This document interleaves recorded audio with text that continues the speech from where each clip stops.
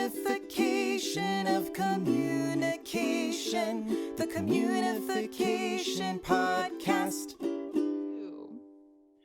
Aloha, everyone. Aloha. Aloha. Thanks for having me.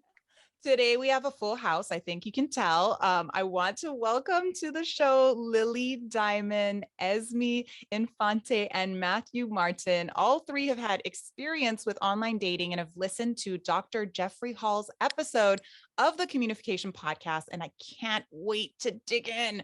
Oh my gosh, you guys.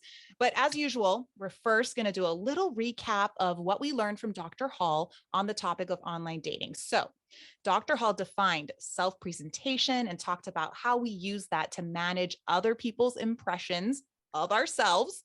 We learned about uncertainty reduction theory, how when we meet new people, we have a lot of uncertainty and we try to reduce that uncertainty, but it's dependent on whether or not we actually want to pursue a relationship over time. So with online dating, our desire to reduce that uncertainty kind of skyrockets when we're interested in someone. Other things discussed: misrepresentation, idealization, the benefits and the problems with online dating, cultural and social differences, and of course, we came away with some research-based communication strategies to help navigate through it all. So to kick off our discussion, was there something in particular that Dr. Hall mentioned that got a reaction out of you? For now, let's kind of just round robin, touch upon that, and then we'll go deeper a little bit later. Let's start with you, Ez. Oh gosh. I think it was the section where he talked about how people manage their image when they're online. Struck a chord with me for a couple of reasons. Number one, I think because of, and you know this, Malika, when we work in media, so much of we have to, as journalists, we're managing our I guess our images all the time. And so where the overlap happens with online dating is then, you're putting out a certain image to let people know what you're doing as a journalist. And then there's always this moment when I would do online dating where people would go, aren't you that person? I'm like, oh boy, here we go, and then so there's a certain, like, a disadvantage that happens where you're like, what do they know? What were they thinking of me before? Oh no, now what do I have to do to make sure that they know the real full me? So there's a difficulty there, I think. But also the fact of people sometimes misrepresenting themselves. I experienced a lot of that, where people would represent themselves in certain ways and then turn out to be something very different. So that really struck a chord with me. Yep, I've heard that from a lot of online daters. Lily, how about you? I was very moved in his discussion about how the pandemic has shifted the experience of online dating.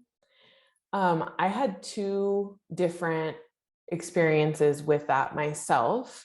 And both of them, what I found overall was that my experience of connection and the general desire for connection between people was so much stronger because of the fear of the pandemic and the isolation that so many of us were experiencing. And then going into the space of actually getting to know somebody and being in potential relationship and then relationship with them, everything was expedited because so many new rules and frameworks had to be in place to deal with safety and to really feel like there was room to create a new relationship. And so being in the online dating space during the time of the pandemic it's been unlike anything that I've ever experienced before. And so what Dr. Hall was saying about how people were more likely to have in-depth conversations because it was hard to meet up, I feel like it's like that times infinity. because there was such a deep longing for connection from people during this time of total like abject fear and isolation. Oh, that gave me chicken skin all over. Whew, yeah, it's been tough for all of us. And I can't imagine also trying to online date during this time. Let's Yeah. go on to Matt. Yeah. So, I mean, I think first of all, listening to Dr. Hall's words of wisdom, I was fascinated by the intuitive nature of the concepts he was talking about. They all seemed to really make sense, and it seemed very familiar, things I already kind of had in my psyche, but had never really taken the time to stop and reflect on, impression management or uncertainty reduction theory, and how these concepts like affect our everyday communications with others and our relationships, as we start to build them.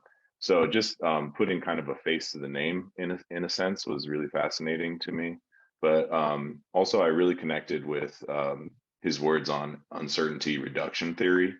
Um, I just got out of a 12-year relationship during the pandemic, which was has been an interesting process to say the least. And when I was last single, there was no such thing as online dating in the context that we see it today, as far as apps.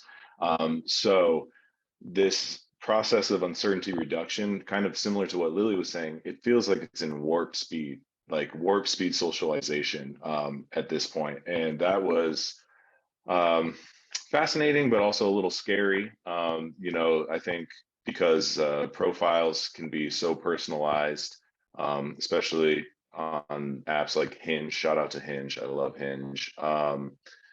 I feel like you really get this sense of who people are very quickly, and you can reduce that uncertainty, but at the same time, you do run the risk of being catfished much quicker than perhaps you did in the early 2000s.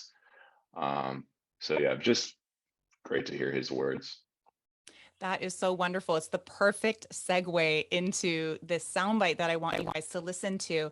The whole point of this episode is to reflect and share. And I'm so happy that today we have perspectives from a straight man, straight women. And I wanted to bring in the voice of a gay man to offer his perspective as well. So this listener experience comes from Daryl Fujiwara. Hey Malika, thanks for inviting me to share. My journey with online dating started in the early 90s through AOL and Yahoo chat rooms. Before algorithms and AI took all of your likes, dislikes, and identity traits, we had to do that all on our own. We had to really discover who we were and what we were looking for so that we could find other gay people, because back then it wasn't really easy to find, especially on an island. And so this allowed us to safely engage. Some of them were really brief, some of them were really beautiful and long. My friends and I, we would print these emails and we'd share them together with each other, and made for some really, really good conversation and sharing. With the growing of technology, so did the sophistication of the chatting and the date app, taking all of your likes and dislikes and really helping you to hone in and even select people for you. And of course, you can video chat them and send photos so easily to really show who you are before you even meet, versus these very in-depth conversations and emails that you kind of pour all of your truth into, right? Because that's all you have. If you only have writing, I really feel like it allowed for deeper conversation, and back then deeper understanding of people, and you're seeing your heart, as opposed to like literally just receiving a photo of yourself. One of the things with long distance and communication in general. Is like it allowed you to have really good communication because that's all you had was either talking on the phone or these long emails. And today it's kind of like driven by your looks and, you know, having clickbait as a photo. You know, do you have a six pack? Do you have straight teeth? Are they white? What do your toes look like? You know, and so even more so now, it's not just about who you are, it's about what you look like as well, which is really important. It's a huge seller. Back when I started, we didn't really know, you know, what we were going to get. We, you know, sometimes these pixelated photos that were scanned in. So that's a little bit about my online dating experience. Thanks for inviting me, Malika. Have a great show. Oh my, thank you so much, Daryl, for taking us down that um, blast from the past, the days of printing emails and all the way through to today where people are asking about your toes. Okay, well, I'll say a couple of things really quickly, and then I'm going to throw you guys a couple of questions. So first, these dating sites and apps, like Dr. Hall was saying, gave Daryl more options, right? I think the stat that Dr. Hall gave us was 6 in 10 married couples who are sexual minority met online. So that's wonderful.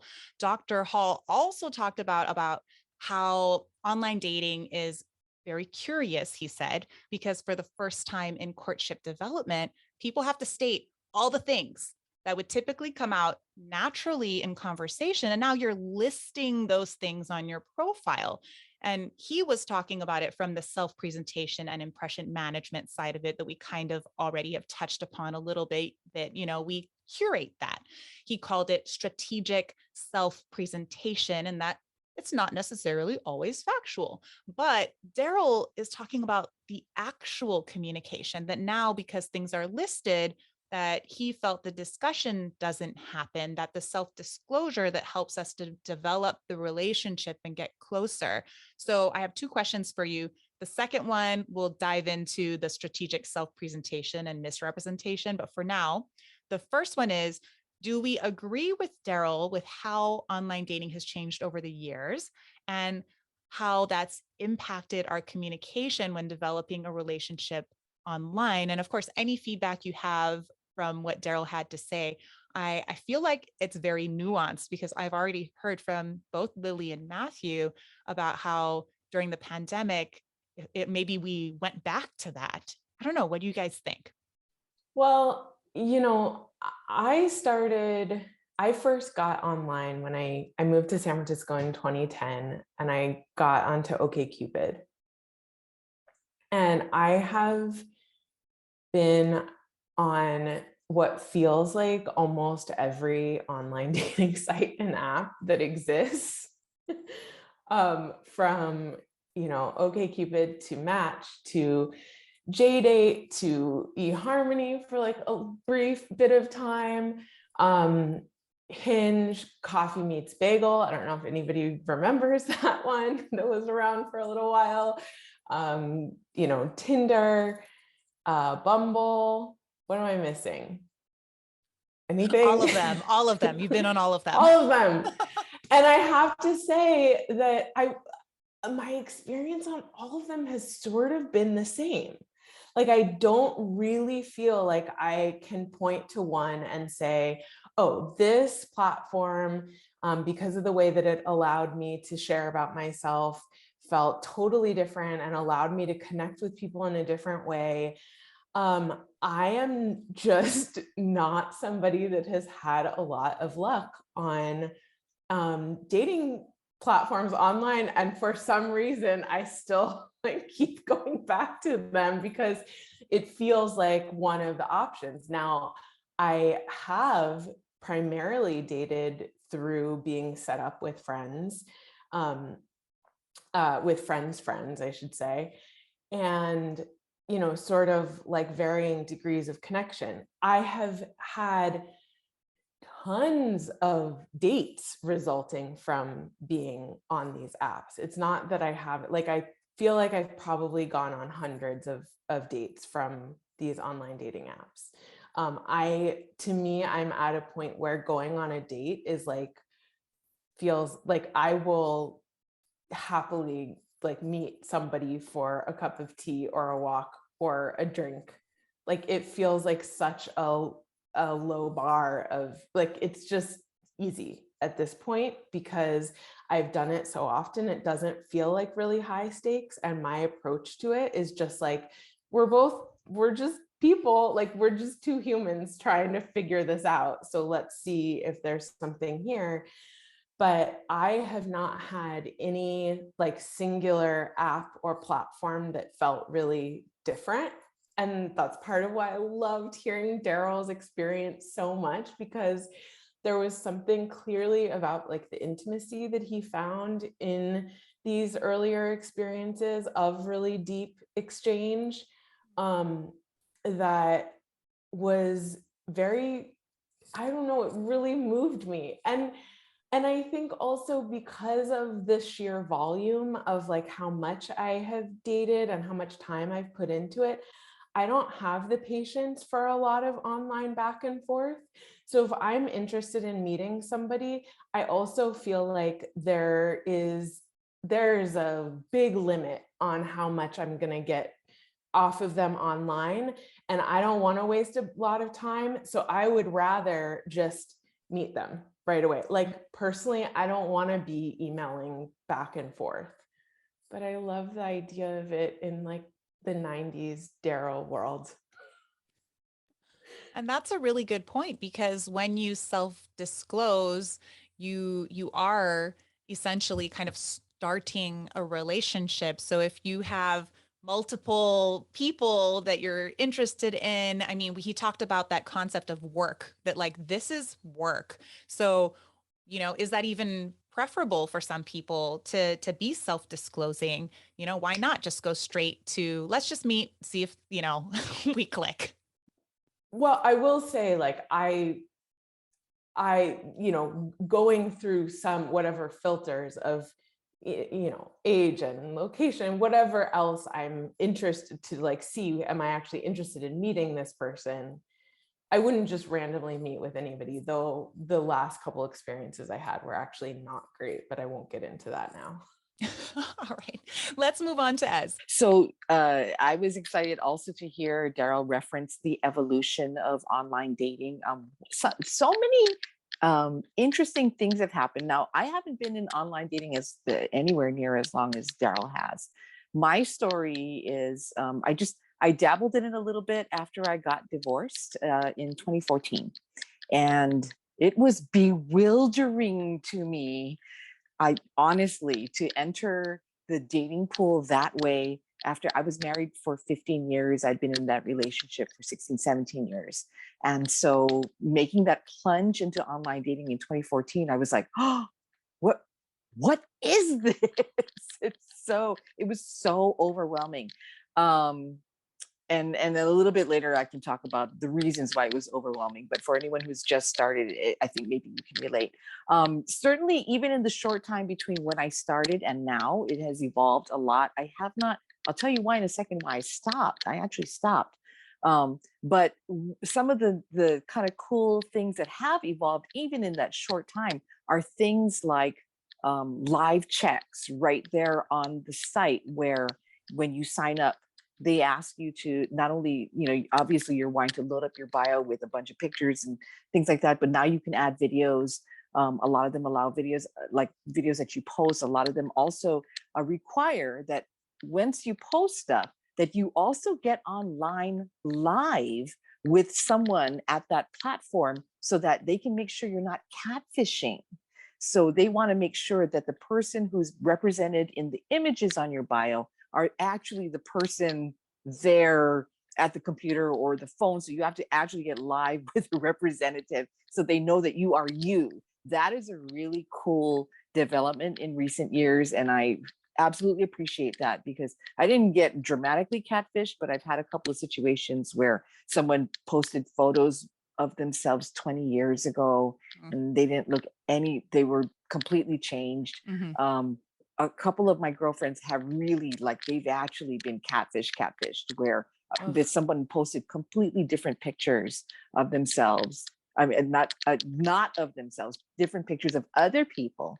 and then showed up. I don't know when they thought, I don't know how they thought they weren't going to get found out, but you know, I guess it's kind of like that new movie that's on Netflix right now. It's called Love Hard. It's actually a catfishing story, and where they thought, well, you know, maybe you'll fall in love with the person in my words first, and then, you know, be cool with what. But that starts everything off on a lie to begin with. So it's nice that the technology and everything has evolved to sort of avoid that sort of situation. You were asking me also how it may have impacted me, like the evolution and everything. I think the platforms have evolved to support more meaningful experiences, and that's great. I actually stopped online dating a couple of years ago. The part about I think Dr. Hall may have referenced this, and Daryl as well. It's work. It is work. And I could, especially during the pandemic as a journalist, my whole focus was taking care of my family and working, and I just stopped. It is work. And the thing that Lily just said a second ago kind of struck a chord with me, where it was like, you just can't waste time. You'd rather just go straight to just meeting somebody in person, because that's the way that you really know that you have a rapport. But I stopped online dating partly because I couldn't afford the time for that amount of work to try to find if someone had a connection. The other thing is, and we can get into a little bit more of this later, but I got tired of the D pics. I got tired of the strangely aggressive notes that I would get sometimes from guys, just like, hey, how you doing? Are you interested in the it was borderline creepy a lot of the times.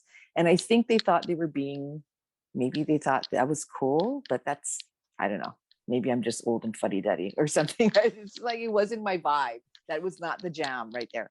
Yeah. I think also it's dating in Hawaii, and I know we're going to talk about this a little bit later probably, but dating in the Hawaii pool is really tricky because, again, a lot of people know each other. And I can't tell you how many times I'd see my classmates, I'd see people I'd interviewed for stories. I'd see people who go like, hey, aren't you so-and-so's cousin or something like.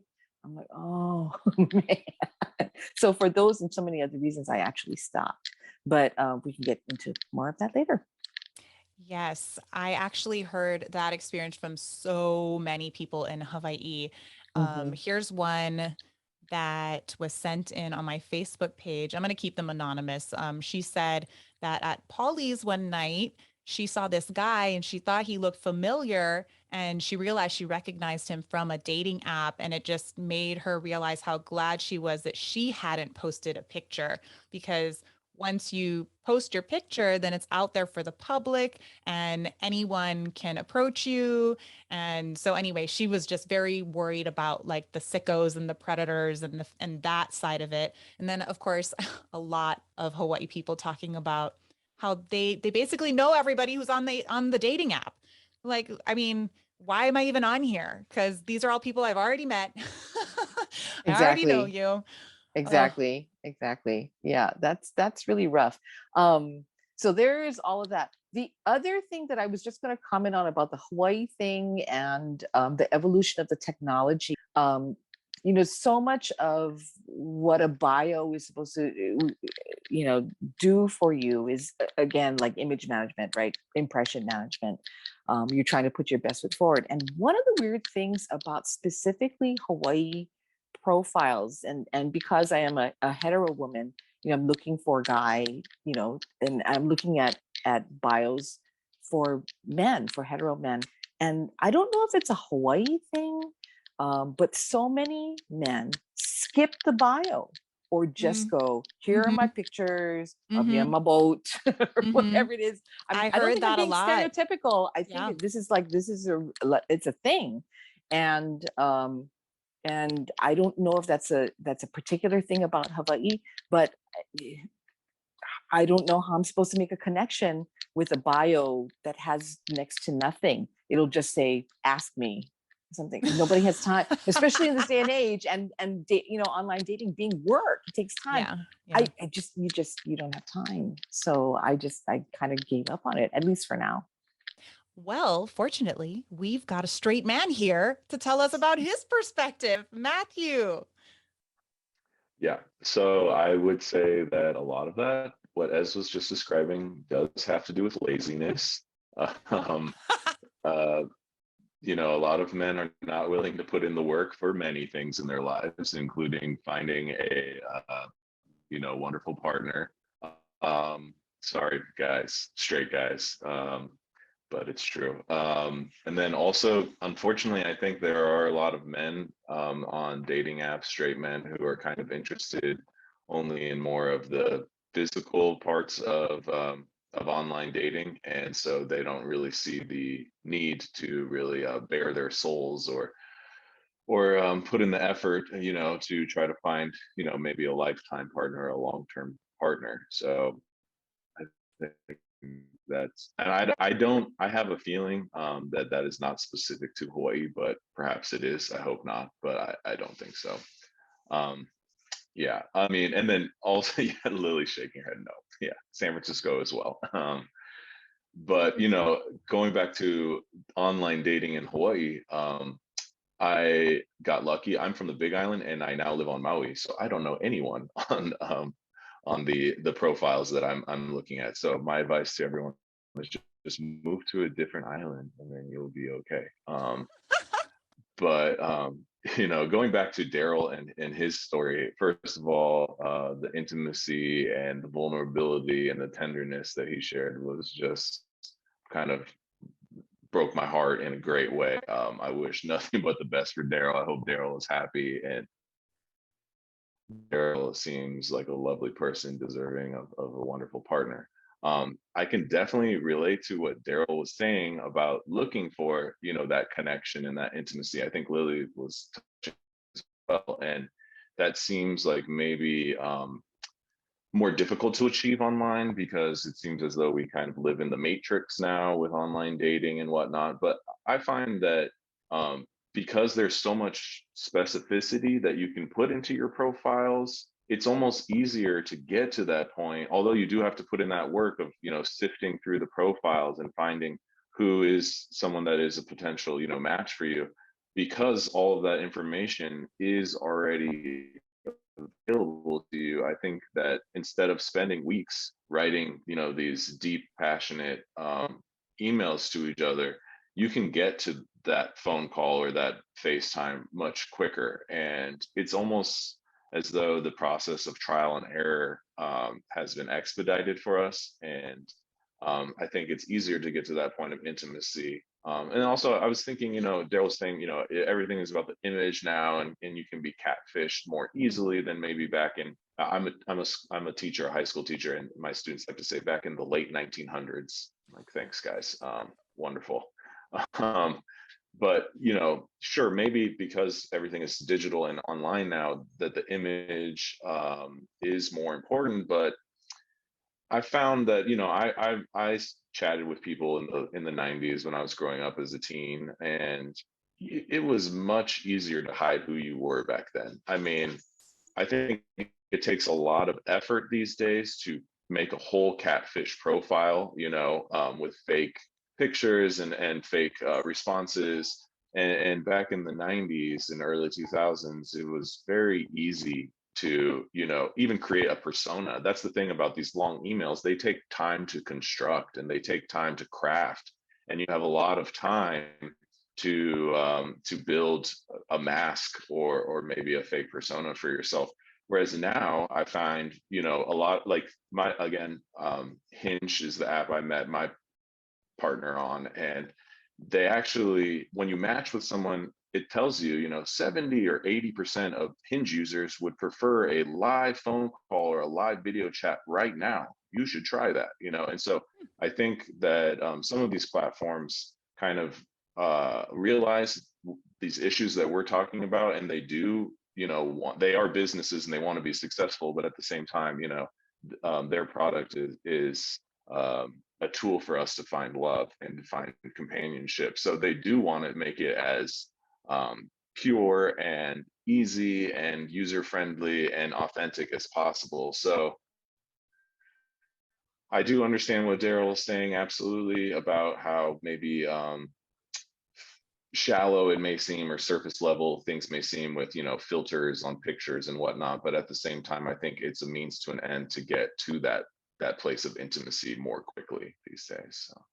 Super interesting point that you bring up about back then, you could be more anonymous. And also, there was less stuff on the internet. And so you go back to warranting theory, there weren't a lot of warrants out. You didn't have the receipts to go and really check like who this person actually is. Today, I mean, everybody has some kind of a presence online. So you can find them on the social sites, Facebook, Instagram, LinkedIn, but you know, maybe even an article was written about them. I mean, throughout your life, you're collecting, you know, the internet is collecting information about you. And so when you hop on these online dating sites, you can go and fact check and look things up. And like you said, it does take a lot of effort um, to really dupe someone to that extent. And you are perfect at segues, Matthew. So the second question was about this strategic self-presentation or strategic misrepresentation that Dr. Hall has studied. So have you been duped before? We kind of touched a little bit upon this. And also the other side of it, how do you present yourself? Are you presenting a promise, as Dr. Hall said that research suggests? I have not been duped before, actually. Not in that straightforward of a manner.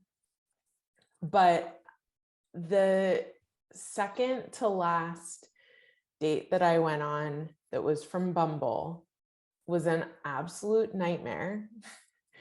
And it wasn't because, I mean, I guess you could say this person misrepresented themselves, but it was a series of events that he just had not given me very much information. And as I said, I think that I got a little bit lazy about being really, just my level of discernment was slightly lower than it has been in the past. And I'm not sure why, but I knew that this guy was from Los Angeles. He had moved to Maui, and he told me that he owned a vegan restaurant in LA, and he had told me which one. And he wanted to meet at a beach. And it turned out I wanted to meet at a beach. I often like meeting outdoors, especially during COVID, because there are people around and you don't have to worry about being inside. And then last minute, he switched the location and I said yes. And it was just a different beach. And I said yes. But when I got there, there was nobody else there. And I should have left immediately, but I did not. And the whole story is so bizarre. I'm not going to get into the whole thing, but I ended up staying for 26 minutes before I got the heck out of there. It turned out he told me within the first literally 90 seconds, I am not exaggerating, that he was a drug dealer who was fleeing the police. And almost immediately was like, if you want to go, you can go.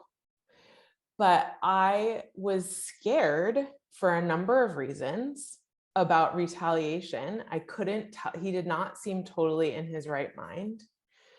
And I could see my car from where we were, fortunately. And like at several different points, I was sort of calculating what I could do to get to my car and maybe say I had left a towel there or something, and then just get the F in my car and drive away. But he also had a backpack with him, and forgive my extremism, but I was like, I don't know what's in that backpack. And I felt like every 30 seconds, I was like recalculating what my risk level was and like when would be safe for me to actually leave. And I kind of just figured it out and like finessed it so that I left at a juncture where it was sort of a natural transition. And he obviously knew that I was not interested. I'm also a writer and a storyteller. And as terrified and freaked out as I was, I also wanted to know a million things about this insane story that he was telling me. But inside, I was like, Lily, you cannot ask him anything. I was like, ask him nothing. Do not say a word. I was like, you can't ask him anything because, I mean, first of all, who knows if what he was saying was even true? Second of all, if it was true, I don't want to be called in on this, Kate. Like, I don't want to know anything more than what, I already was. So when I got out of there, I was like, holy crap. That was absolutely insane. I thought for sure I had like been on the worst of online dates. I was like, well, I have peaked. I've jumped my own shark. That was by far the worst online date, hopefully, that I will ever, ever, ever go on. And I shortly thereafter started dating somebody else, not from an online site. And we have since broken up, but, and I've gone on one other date since then, but which was also sort of weird because the second thing I want to touch on just very briefly, going back to this question of dating in a small pool, dating on an island, and in particular, dating specifically in Hawaii during the pandemic,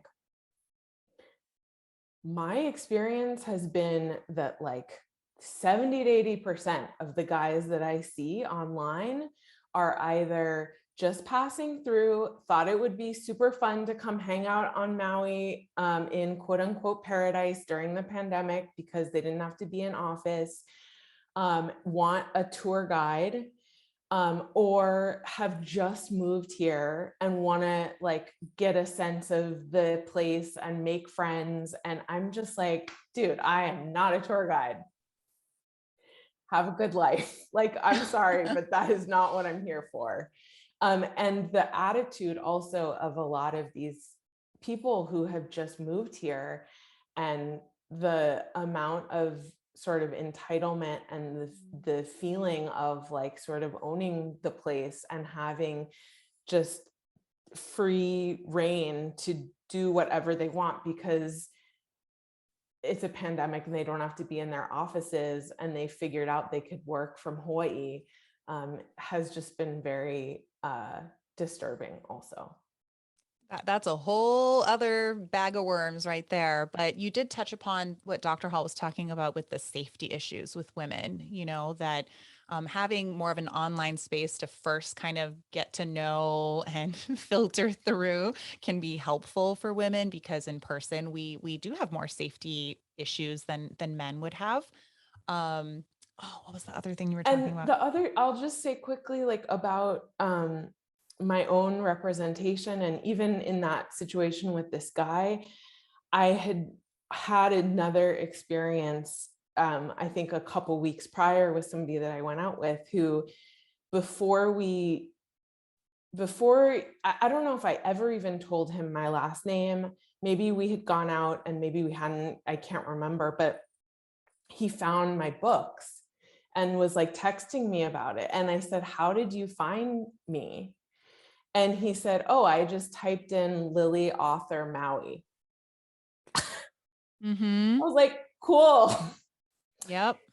Great. Going back to how easy it is to fact check, to find people because the internet has everything on it. It's Grandpa Google. You can find out anything about, which is a wonderful thing about the internet. But when it comes to online dating, that can be a little scary.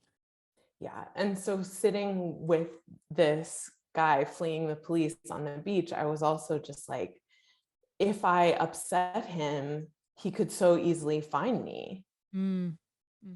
That's So so that was scary. another layer of the fear there. Yeah. Oh, so scary. Oh, so what I remembered what I wanted to say. So the other thing, I talked to one of my girlfriends who wanted to be a part of the podcast, but wanted to be anonymous. So I'm still trying to figure out what to do. I might just make it a total separate episode. But she talked about how the men that she finds on online dating profiles, a lot of them are taken. And again, to your point of being able to find things out, it's not even that hidden. If she just goes on Instagram, she can find the person and see, oh, they're in a relationship. Okay, why are you even on an online dating profile? So anyway, I just wanted to bring that one up, but let's head over to Ez and talk about this. Have you been duped? And also, if you want to talk about how you present yourself, do have you ever presented a promise of, your future self or ran into that? I think by nature, when people create bios on dating sites, that you are, I agree with Dr. Hall, that you are trying to present yourself in a certain way, and in that is an implicit promise of some kind. I actually, when I used to do dabbled a bit in online dating, I liked to actually use my bio after I got kind of wise to the ways of how much of a jungle it can be out there. I started to create or craft my bio in such a way that at least in theory, it would become a sort of a filter for people coming in. So I began to I realized as I've been listening to all the conversations and to Dr. Hall, that it started to shift from, I'm trying to present myself out there and here's what I am, and I'm trying to, be as attractive as possible. It actually started to shift to, here are some basic facts about me. Don't hit me up if you are X, Y, or Z. Like, and that too is a kind of, on some level, is sort of a promise, because so let me give you examples. So some of the things that I would say in there is, I'm here to find a meaningful relationship. So please, if you are here for a hookup, please, it came to a point where I would just say that point blank in a bio. Please, if you are here for a hookup, move on. Nothing to see here, and stuff like that. At one point, and I had a few experiences also where,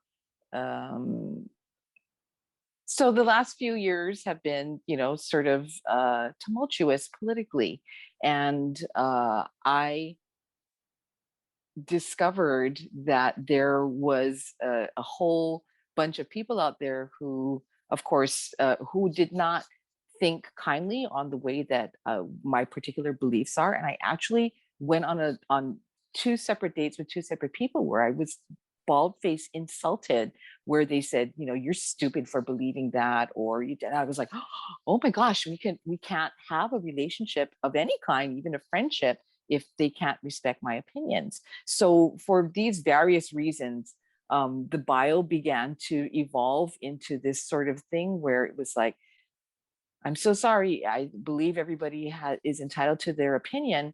But if you are particularly interested in, I'll just give you some examples. If you are particularly interested in freedom of illicit drugs, or if you happen, you know what I mean, like things like that, then I just, the bio started to become like, don't hit me up if you're really believing in certain, if you're a flat earther, if you're or whatever it was. And again, God bless. I'm just saying that those aren't my beliefs. Mhm. And so, so let's not waste each other's time if that's your belief as well. So that was like a weird, now that I'm thinking about it, it was a weird evolution of how I would present myself, was that it would become a filter. As for whether I actually had misrepresentation happen to me, I think I mentioned earlier about a couple of times. It's pretty I think it's probably more common than some people might realize, that people would post really much younger photos of themselves and feel like that was cool. because it still was a picture of themselves just 20 or 30 years younger, and then be really shocked to show up there and go, oh no, that's not really what they are like now. And I think I'm a pretty open-minded person, but again, I think it's less about, I mean, I want to see what the person really is like, but that immediately sets you up for knowing that that person is not going to be straight up with you about everything. And so that kind of misrepresentation is an issue. Other cases of sort of, sometimes I think people misrepresent themselves and almost aren't cognizant of it happening. So I'll give you an example. There was a very nice looking man who's a dad of a bunch of daughters, and he posted in his bio, you know, I'm a family guy, I'm really caring, and it's one of my strong points, et cetera, et cetera. And after we had, I think it was on our second or third date, I find out, and I did a little research myself, there's a restraining order against him. There's that. But also he almost spent probably 99% of the date talking about himself and talking about all the great things that he's done with his life. These are things that you can't know or sense from a bio. They're not really trying to misrepresent themselves, I don't think. But how do you say in a bio, I'm a narcissist and I'm going to only talk about myself for 99% of the time? Like there's no truth in advertising. They would never think to be truthful about something like that, because how would you say something like that on a bio and be totally on the up and up and feel good about it? So there's so many different ways. I think there's the intentional catfishing and the intentional misrepresentation, but sometimes there is, I think, almost an innocent misrepresentation sometimes people make, where they have a blind spot about something that is really kind of like a fatal situation. A fatal flaw is what I mean, you know, with themselves. And we all have blind spots. I'm not saying I don't have a blind spot, but that's something that I think people just plunging into dating in the beginning and possibly being unaware of how complex and nuanced it can be, might not be aware that can happen as well.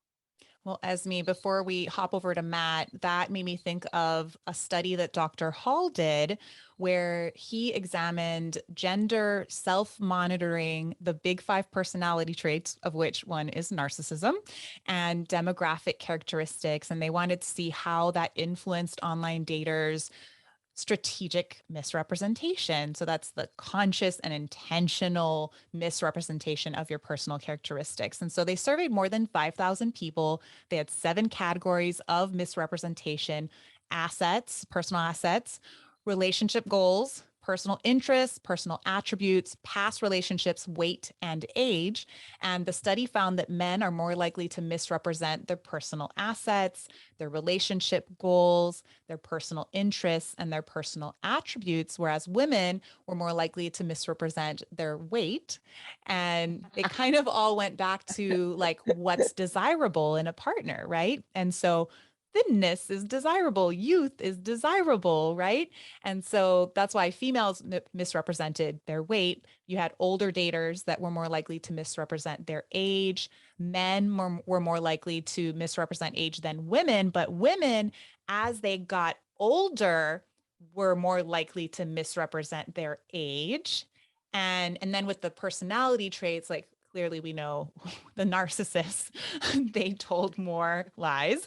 And those that were agreeable, conscientious, and open were less likely to misrepresent themselves. And then they had this other thing called self-monitoring and other directed self-monitoring. So when you're sensitive to the desires of others.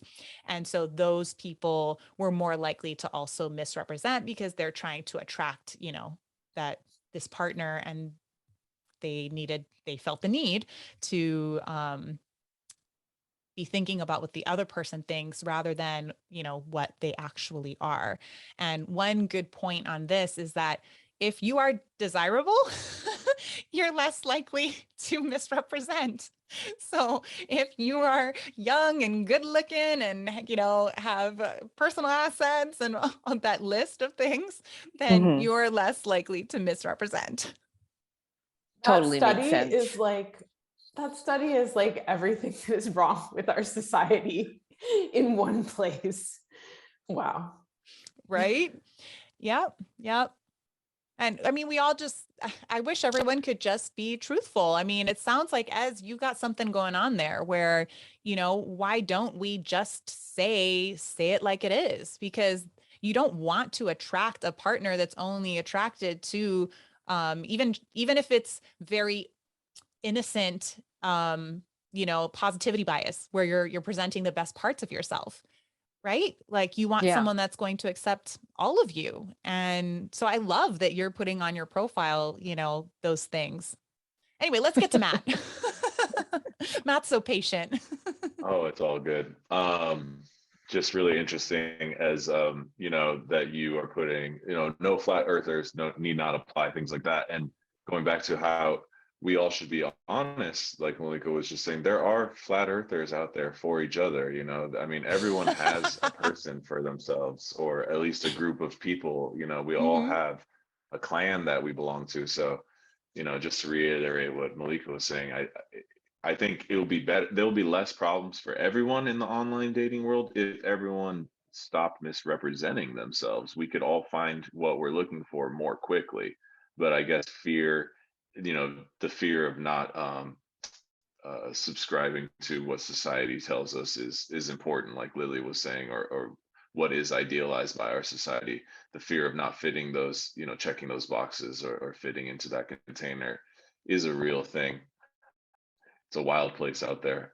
As far as being duped, I was very surprised for a number of reasons. One, I was approached on an app by a woman who I felt was out of my league from a physical attractiveness standpoint, and we were chatting a little bit, and she was asking me what I did for a living, and told her I was a teacher, and she said, "Wow, that's a great job." And I said, "Well, I mean, I think you're talking about money, so I don't think it's that great of a job, but I love my job."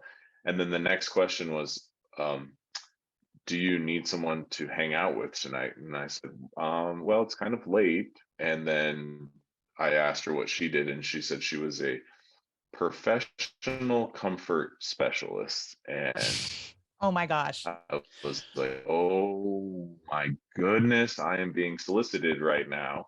And that was real. I did not see that coming. And that's on Maui in Makawao town. Um, so sorry, now everyone knows where I live, but that's okay. So that was really shocking. And I tried to end the interaction by, convincing her to be careful and to maybe try to do something else. So that was bizarre. Other than that, I haven't really had any instances of misrepresentation or being duped. But as far as my own, representation on dating apps when I had them going, I tried to be as honest and open as possible and as vulnerable as possible too, which maybe is not what the typical like straight man is putting out there. I think, there's this idea that straight men should be macho and should be, the provider from like a physical protector standpoint and whatnot. But again, I don't think that there's any benefit in misrepresenting yourself, not only because you won't be, you'll be letting someone down, but also you won't be attracting, people that you really probably should be with. So, this one dating app, it was very helpful. They were able to curate. They had a list of questions, I think like 50 questions you could choose from, and you could answer them. And one of the questions was, what is the biggest risk you've taken? And I just said straight up, leaving a 12-year relationship. So I just wanted to put that out there, and really show people, who I was, because there's nothing worse than wasting your time um, online in online dating, because as Dr. Hall has said, and we've all touched on, it is a lot of work. So you want it to be, fruitful and worth, your effort and your time. So Matthew is an outlier. I think, yes, raise your hands if you agree.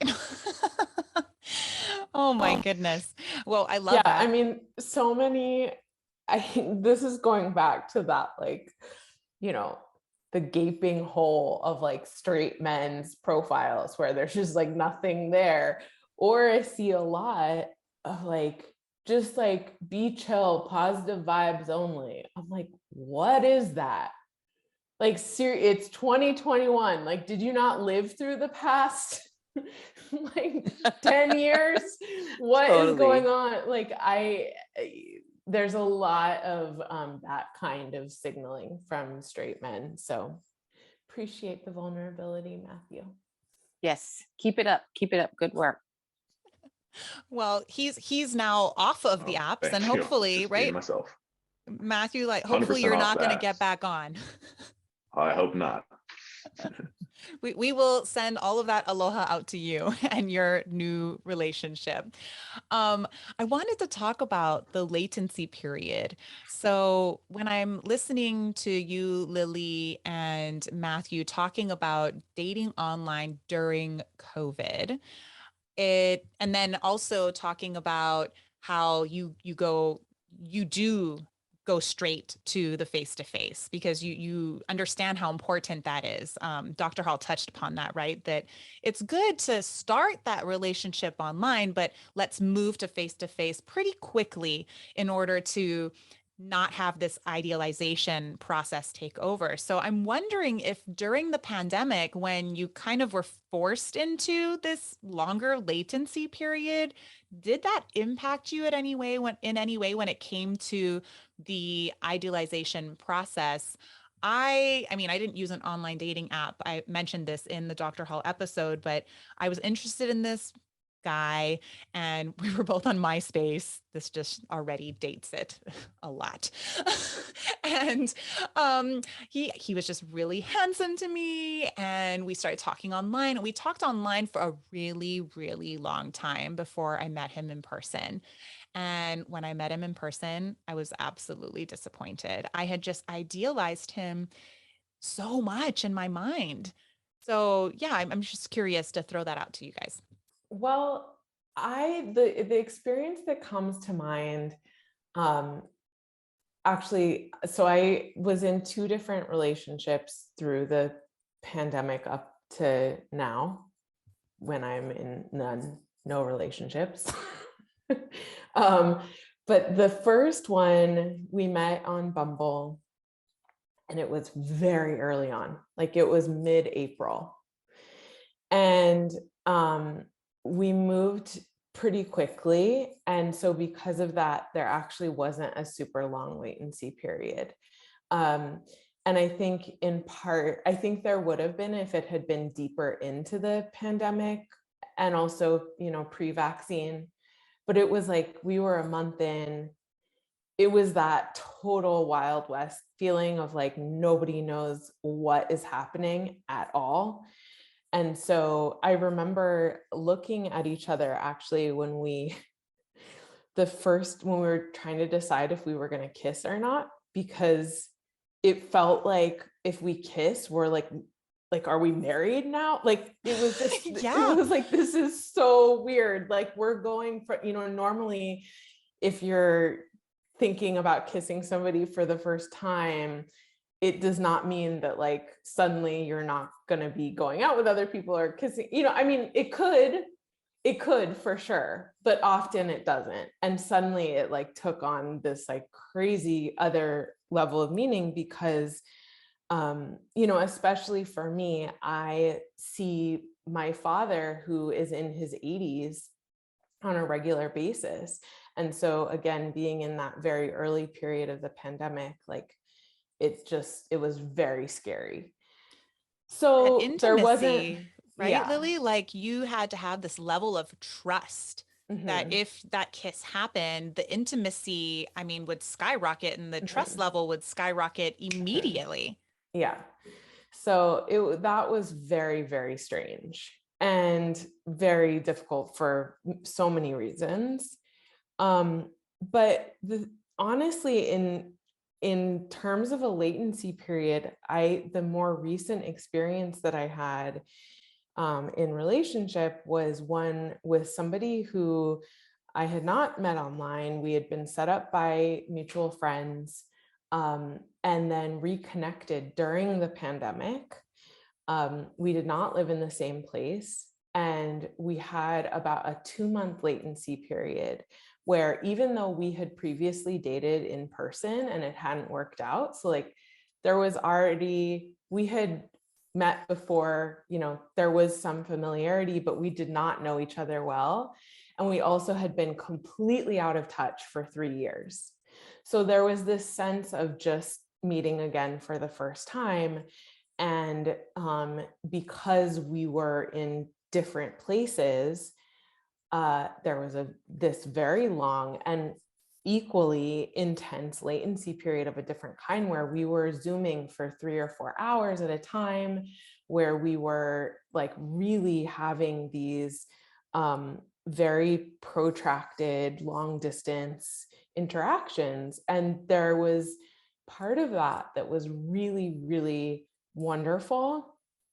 And there was another part of it, many other parts of it, that including the aspect of having this latency period that builds all kinds of expectation. I mean, when we first saw each other in person for the first time since the break and since having this like buildup, we were both so terrified. Like terrified, because we both knew that we had created this like massive expectation of each other, and the kind of emotional intimacy that we had built over those 2 months, where in some ways I actually felt like often it is difficult to build a friendship with somebody before entering into a romantic relationship, especially if there's attraction there. And it was actually a real gift for me, even though now on the flip side of it has been very hard coming out of the relationship, but that I felt like we were able to build a friendship. And that was really, that was a wonderful thing. So a mix. Matt, how about you? Did you experience any of that during COVID, like a latency period, or were you just comfortable to let's face to face? Yeah. So, I mean, I had a number of experiences, and I think thinking about this question, one of my takeaways is that the latency period, it it's interwoven between all the different people you're talking to, and when you talk to them and when you meet them chronologically. And so you might meet someone and have a connection with them, but then meet someone else, and then that person might take more of your time, and then this other person is kind of, you're not, interacting with them as much, and then, who knows what happens, then a third or fourth person can be added, and so it's kind of it's this very messy dance that you need to manage, and it can be difficult at times. But I would say, from my own experience, I think we all have a sweet spot too, and we have to kind of trust our now and kind of know where and when it is the right time to meet with someone. But I guess the three examples that come to mind are, I met these three women kind of around the same time, within about a week of each other. And one woman, we had so much in common, and we would have these long conversations over on the app itself. We didn't even move to telephone texting. It was just on the app. And we didn't meet for almost a month. And I think that latency period it wasn't advantageous to, our connection. I think there was too much build up, and I just didn't feel a connection with her in real life. And it had nothing to do with physical attractiveness. I knew exactly what she looked like and whatnot, but again, we can weave different narratives based on the context of our communication, talking in person versus video chat, on the phone, texting. There's different personas we can build up. And then another woman, and we had pretty much the opposite experience. We video chatted on the first night, and that was very exciting. And we met for a date within a few days. So that just because of how quickly we were able to, meet each other and what that kind of signifies as far as potential interest, that built up a lot of excitement. And however, it became apparent pretty quickly that we weren't a good match. So so that was interesting. But then, with the woman I'm currently dating, it took us about a week to 2 weeks to meet. And I think that was like a nice sweet spot. You can give, we're all busy people and we have our own lives. So for me, it was nice to chat, maybe once a day or every other day, and then make a plan. And then we met, and then, the rest so far has been history in the past few months. So yeah, I mean, I think that latency period can be harmful, it can be helpful, but I think we all have our own sweet spot as to when it's right to meet that person. But it is very bizarre in the pandemic to be doing this, because we are desperate at times for that human connection, even to just share space with another person and to be in the same room with someone. So I think it's very important and necessary to keep that in mind as we all move through the online dating world, and think about when is the right time to meet with someone. Well, thank you so much for that perspective, Matthew. I love that there is a sweet spot. There's a sweet spot somewhere, and it might not be exactly the same for everyone. Exactly how many days that is, or exactly how many video chats or messages need to happen before that in-person meeting. But research does show that moving to the face-to-face sooner rather than later does help to reduce that idealization process. So, on that note, to button up our time here, the research based strategies that were shared by Dr. Hall were: don't spend too much time online before meeting a person you're interested in. Reduce that latency period, or you can move to video chat. Take your time when you're evaluating the profiles. Be honest and open. Avoid being coy and playing games. Know that online dating is work.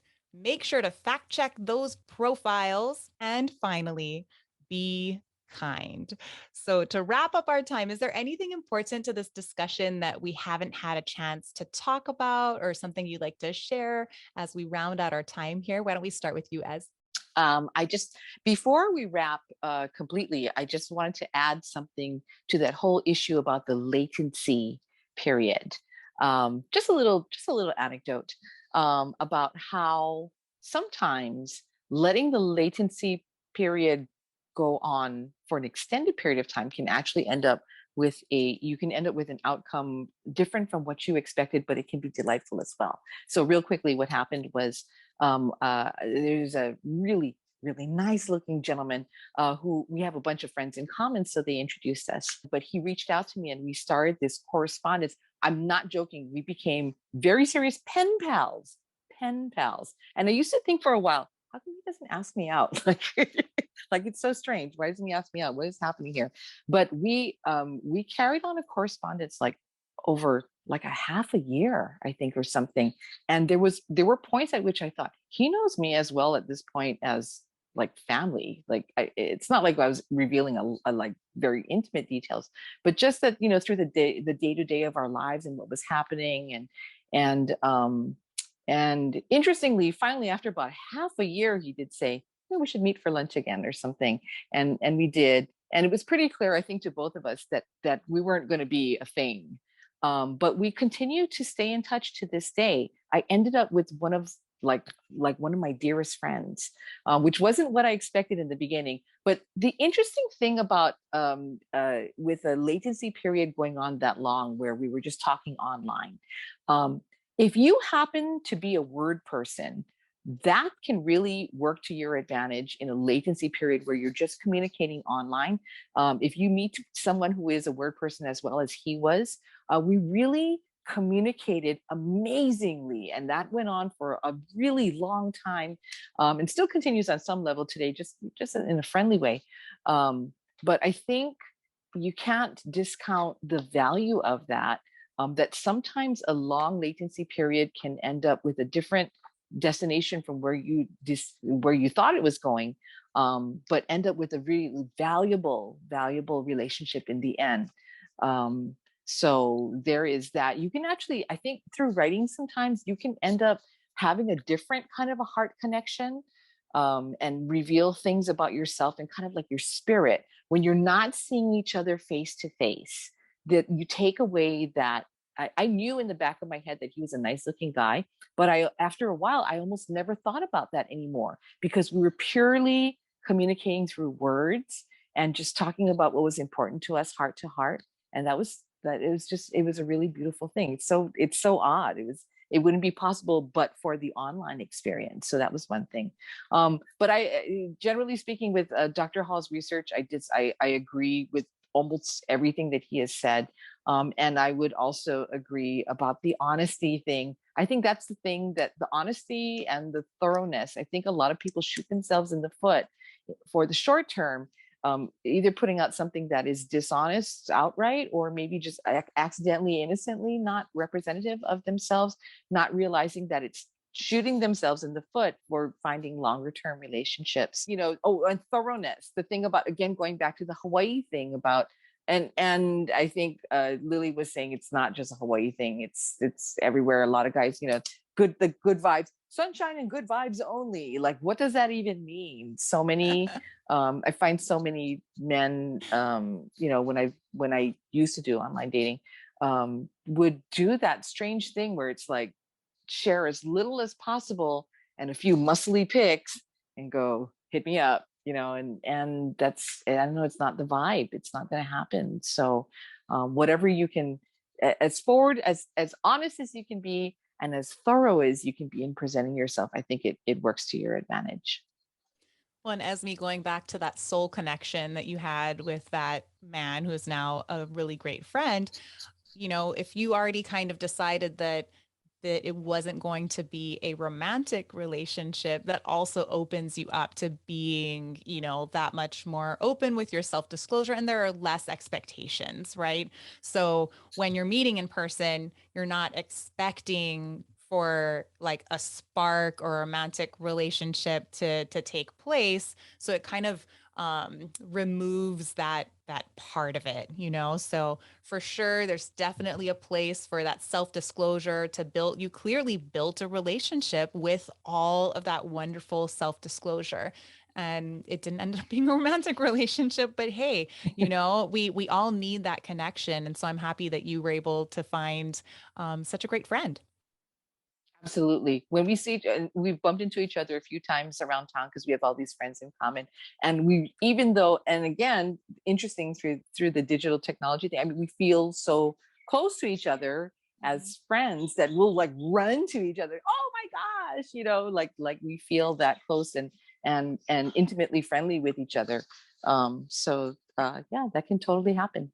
Yeah, it's actually in my next episode. It's also with Dr. Hall because he's an expert in relationship creation and maintenance online. So that's all types of relationships, right? Friendships, family relationships, and everything. So those of you interested in that topic, make sure you listen to the podcast.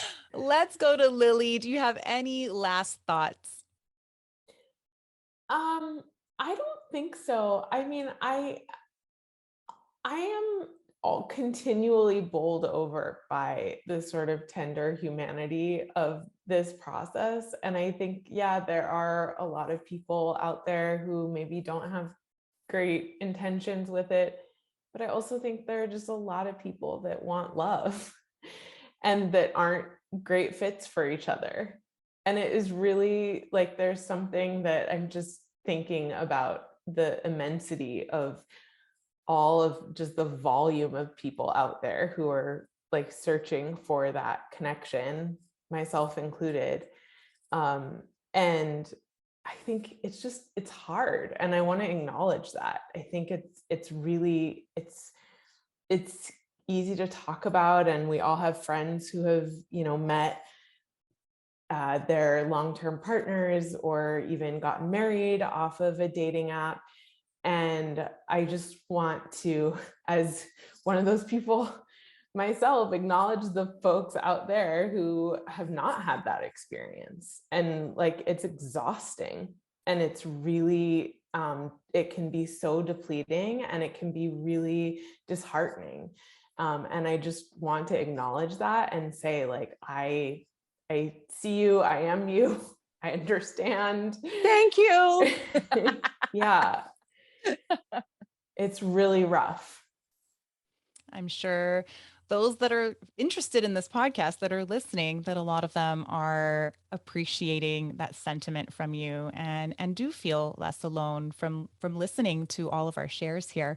So why don't we round it out with Matt, who did find love and gives all of our online daters hope. Thanks. I mean, I definitely really connect with what Lily was just saying. And I think, we need to be kind to ourselves. As Dr. Hall said, it was really important to, be kind in our interactions with online dating. But I think it's important to remember that, especially during this time, we need to, show grace to ourselves. It's such a bizarre, just process of online dating. And, I know I can become a little compulsive with things I've become like interested in, for including online dating. I was just on the app constantly. And I think it's really important to, instead of becoming consumed by this process of online dating, to take that part of that time at least and invest in ourselves, become who we want to be, learn to play that instrument or bake or whatever it is that you want to do, and become attractive as an entire person, as a whole person, and then while we're, spending that time on ourselves, people will come to us. I think it's very, I find it in my own life and with friends I've talked to, the harder that you try to find love, the more difficult it is. And I think also just it's really important to be open to the unexpected. For instance, my partner is not the kind of person that I thought I was looking for as far as common interests and things like that. But I just feel so lucky to have met her. So I think it's just really important to be open and to be kind to ourselves, and to treat ourselves with grace. I love that. And don't just make the promise, live up to the promise. I like that one. Yeah, Oh my absolutely. gosh. Thank you, all three of you, for being so open and sharing like this. I believe it's the key to connection and more understanding and better relationships and better communication, which ultimately leads us to lead better lives. And that's the goal, right? So I appreciate you all. Thank you so much. Thank you, Malika. You're so awesome. Thanks Really for having appreciate, us. yeah, thanks for the chance to Thank you, express Malika. and share stories. Unification of communication, the Communification Podcast. Again. Bye.